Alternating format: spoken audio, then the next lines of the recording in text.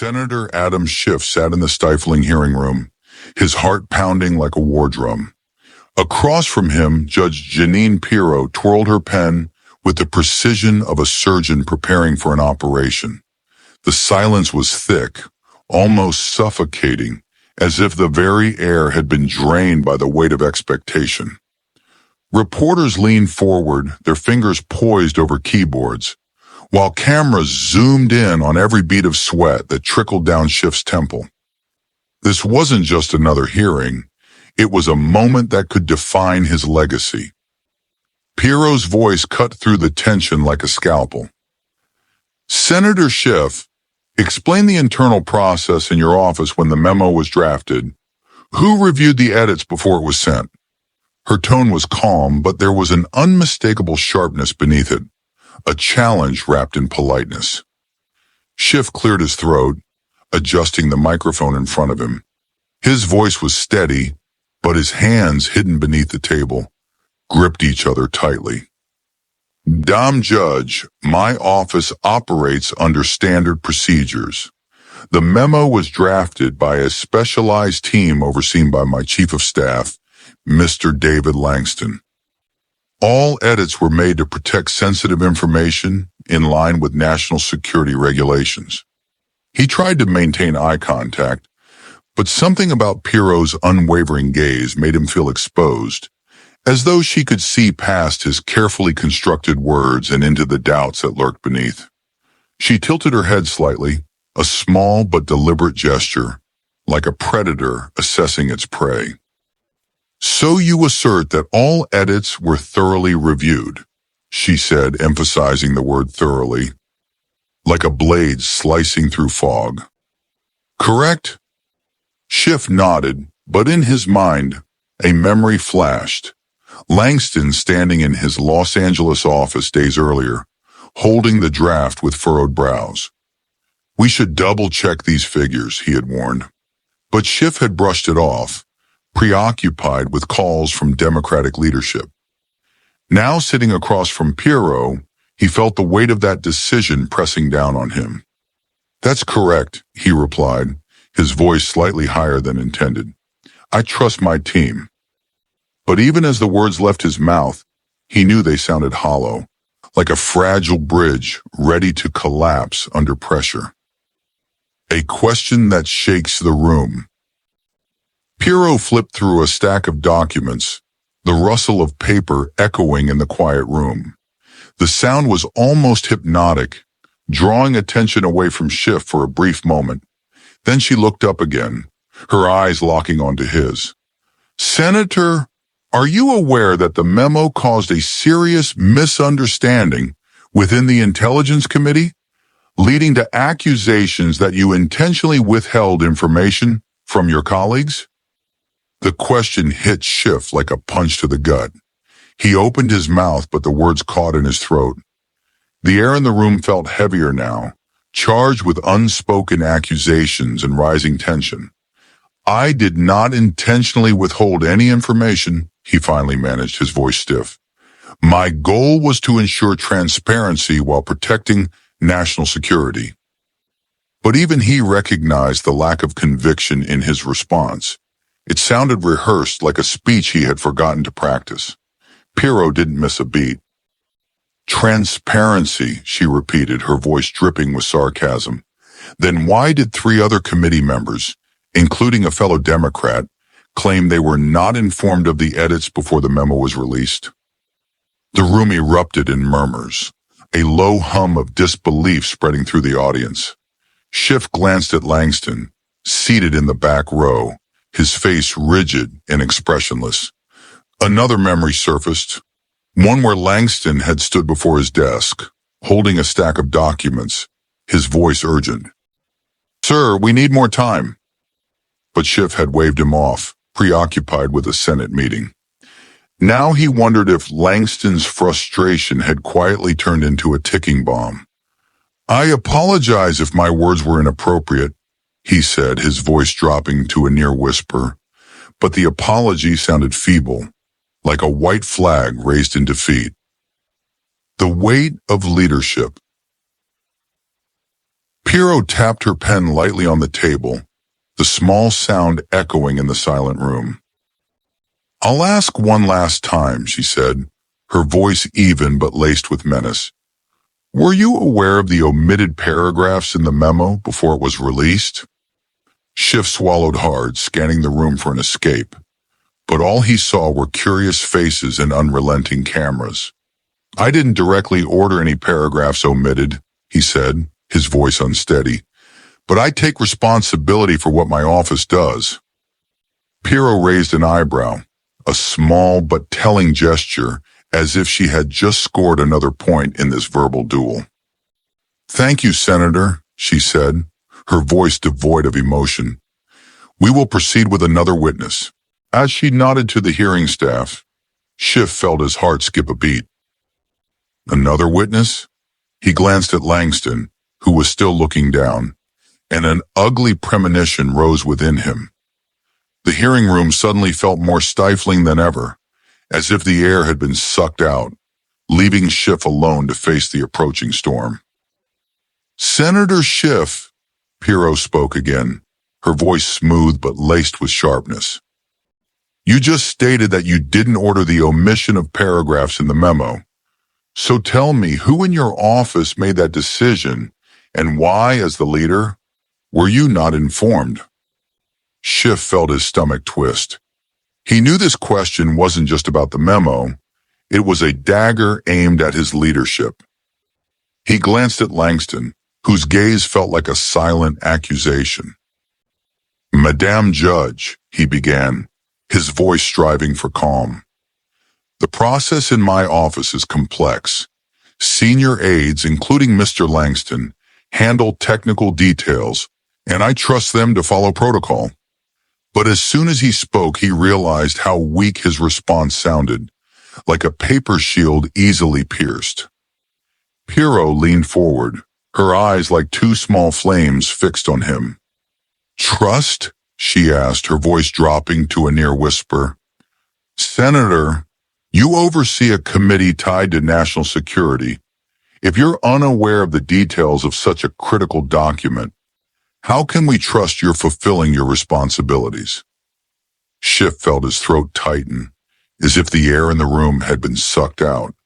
He tried to find an answer, but his mind was distracted by the image of Langston, once his right hand, now like an elusive shadow. The betrayal unfolds. Piro continued, flipping through pages of documents. "Senator, I'll give you a chance to clarify before we hear from another witness," she said, her voice even but laced with menace. "But I advise you to think carefully about what you're about to say." She nodded to the hearing staff, and a wave of murmurs rippled through the room. Schiff sat motionless, his eyes fixed on Piro, who just hinted at a new witness with a threatening tone. The murmurs spread like wildfire, reporters typing furiously on their phones, sending messages at breakneck speed. Piro tapped her gavel lightly, cutting through the whispers. "Before calling the next witness," she declared, her voice like a blade slicing through the air, "I must inform you that the committee has just received a leaked document containing the omitted paragraphs from the memo released by Senator Schiff's office." The words hit Schiff like a thunderclap. A leaked document? He glanced at Langston, who was still looking down, avoiding his gaze. Another memory surfaced, brief emails from Langston warning of potential issues in the memo, but Schiff had brushed them off, believing it would be buried in the news cycle. Now that confidence felt like a knife stabbing back at him. Piro continued, her voice steady but powerful. "Senator, this document shows the omitted paragraphs deliberately concealed information about a controversial surveillance program. Can you explain why your office did this?" Schiff's voice cracked as he responded, "I have no knowledge of any intentional concealment. If there are contradictions, they stem from a lapse in process, not intent." But his words sounded like a feeble excuse, no match for Piro's icy stare. The fallout begins. In another corner of Washington, D.C., Emily Harper, a young, ambitious reporter, sat before her laptop screen, its blue light illuminating her tense face. She had received the leaked document from an anonymous source in Congress, an insider from Schiff's office. The document revealed the omitted paragraphs about an NSA surveillance program that could violate citizen privacy. Emily spent the night verifying its authenticity, her heart racing with each new email, fearing the source might be exposed. She typed quickly, fingers flying over the keyboard, but pressure from her editor demanding immediate publication made her tremble. "If I'm wrong, my career is over," she whispered to herself, glancing out the window where streetlights flickered along Pennsylvania Avenue. But her source was reliable, and this document with its hidden paragraphs was a bombshell. She hit send, and the article went live. Its headline blared, "Leaked Document Exposes Misconduct in Schiff's Office." In the hearing room, news of Emily's article spread quickly. A reporter from Axios whispered to a colleague, their phone buzzing with a notification from the Hill. The hashtag #Schiff leak exploded on social media, with posts from users calling Schiff a liar and demanding his resignation. Schiff felt the audience's gazes like arrows. Each look was a silent accusation. He glanced at his team, but his aides, including Langston, avoided his eyes as if they were standing on a sinking ship. Piro sensed the chaos and tapped her gavel again.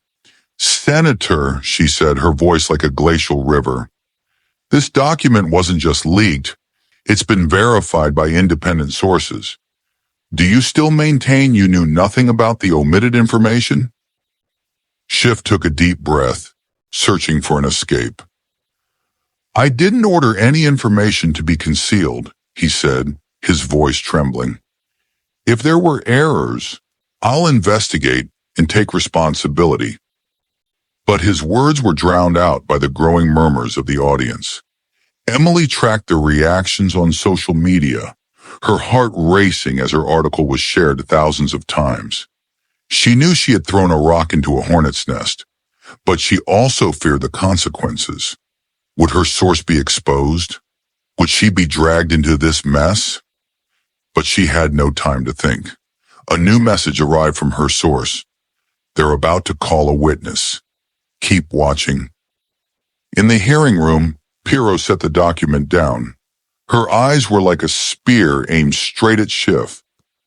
"Senator, if you can't provide a clear explanation, perhaps the next witness will shed light on the matter," she said, her voice like a final judgment. She nodded to the hearing staff. The heavy silence blanketed the room. Schiff felt his chest tighten, his eyes darting to Langston, who finally looked up, but his gaze was cold, like someone who had decided to abandon ship. The storm Schiff feared had arrived, and he knew there was no way back. "The witness testifies." The hearing staff announced loudly, "Mr. David Langston, please approach the stand." Schiff felt his heart stop. Langston, his chief of staff, once a trusted ally, stepped forward from the back row. Each of his footsteps echoed on the marble floor like the beat of a drum heralding a storm. Langston stopped at the stand, his right hand trembling as he placed it on the Bible to swear in. His eyes glanced at Schiff, but there was no warmth, just a cold void, like an invisible wall. Piro leaned forward, the chandelier's light glinting off her blonde hair, making her look like an ancient judge. "Mr. Langston," she began, her voice low but sharp, "you were Senator Schiff's chief of staff when the memo was drafted.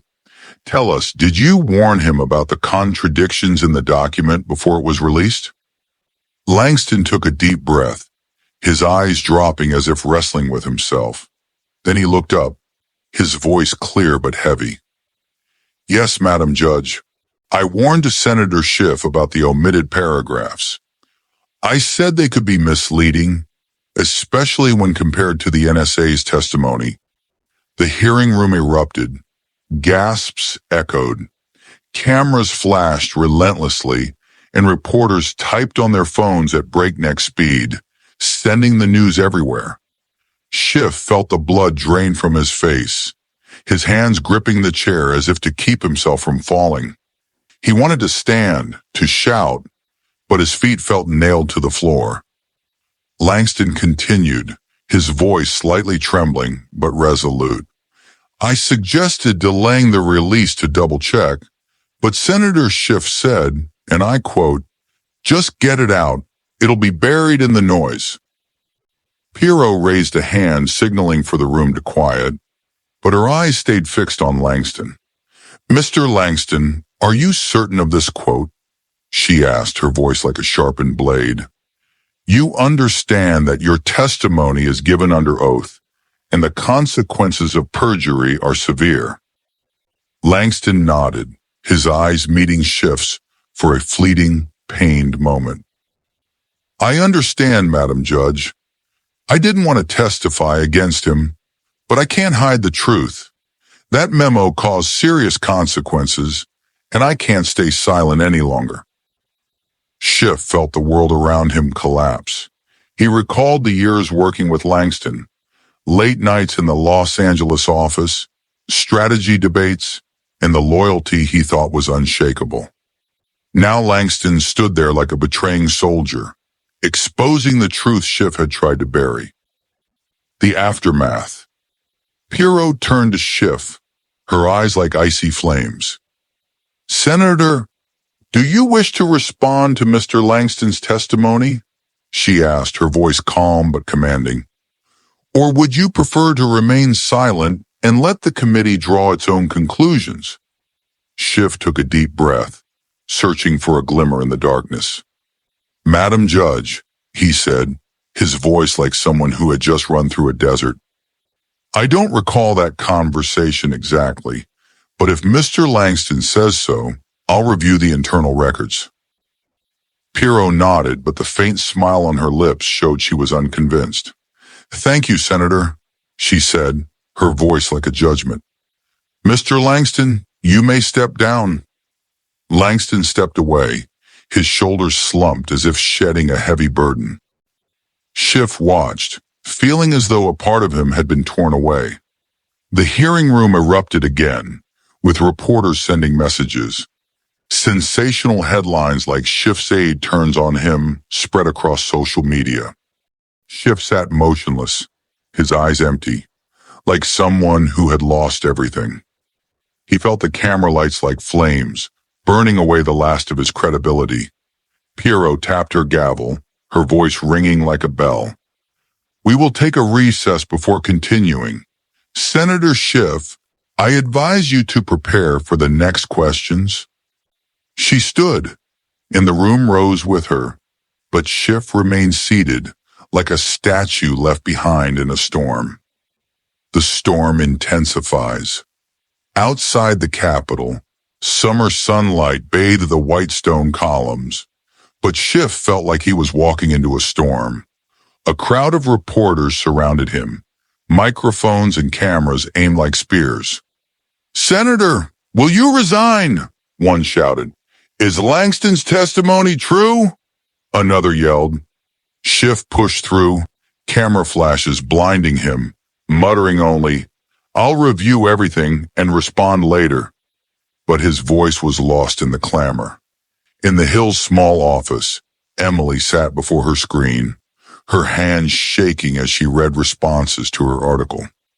The headline, "Leaked Document Exposes Schiff's Misconduct," had garnered millions of views, with posts calling him a deceiver and demanding a criminal investigation.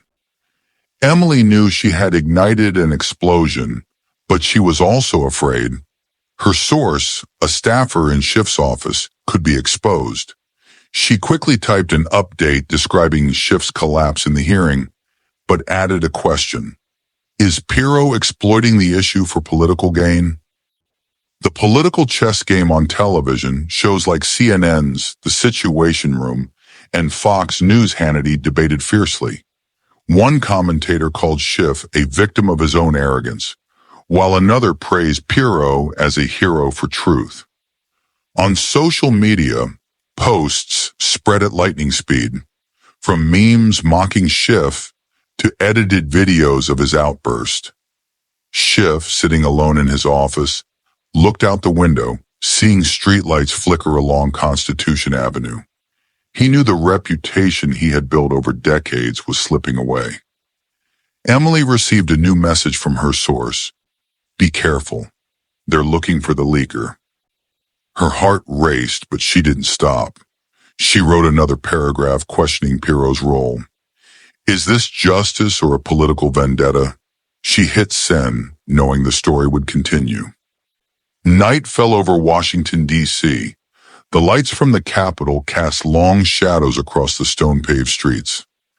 Senator Adam Schiff stood alone in his office at the Hart Senate building, his weary eyes fixed on the window, where the flickering lights of Constitution Avenue pulsed like a faint heartbeat. The room was silent, save for the ticking of a wall clock, a reminder of time slipping away, carrying with it the reputation he had built over decades. On his desk, his phone buzzed with notifications, but Schiff didn't dare look. Each headline, each post, felt like a knife to his pride. After the hearing, Schiff became the center of a media storm.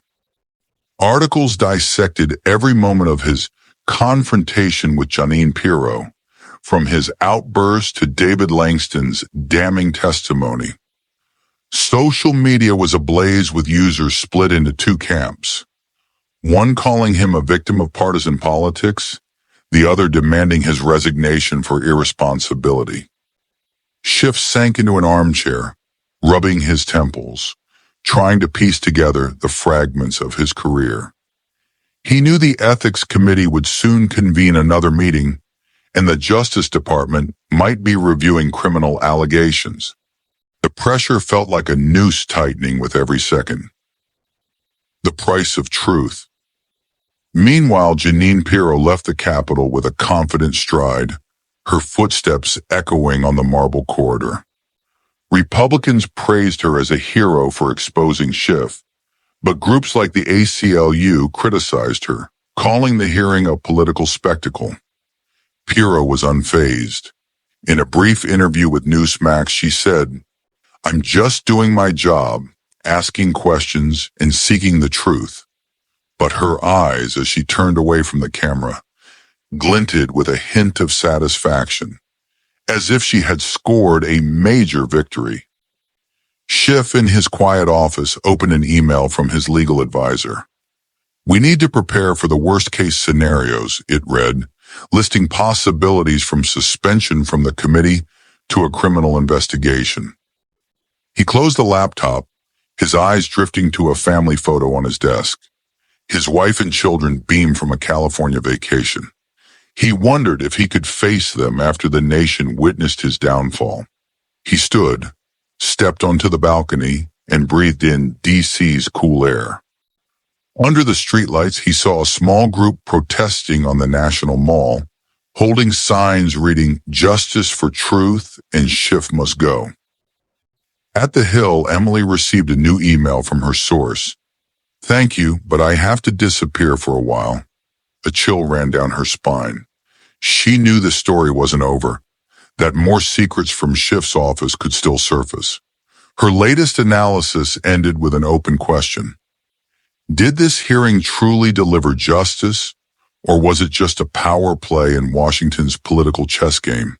Schiff returned to his desk, picking up a pen to draft a press statement, but his hand trembled.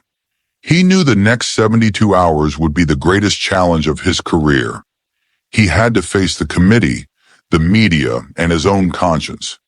His eyes drifted to the window, where the Capitol glowed brightly in the night, a reminder of what he had dedicated himself to and what he stood to lose. The story of Schiff, Piro, and Emily Harper didn't end here. The Ethics Committee had scheduled a closed-door meeting, and rumors of a larger investigation were spreading. Social media posts continued to divide the public, with some calling Schiff a victim of the system, while others praised Piro for her resolve. Emily, in her small room, closed her laptop, her gaze lost in the darkness. She knew that truth, once exposed, always came with a price. Under DC's dim streetlights, the Capitol stood tall, a silent witness to power struggles. Schiff, alone, looked toward the horizon, wondering if he could find light in the darkness. But deep down, he knew this storm was just beginning, and the days ahead would shape not only his future, but how history remembered his name.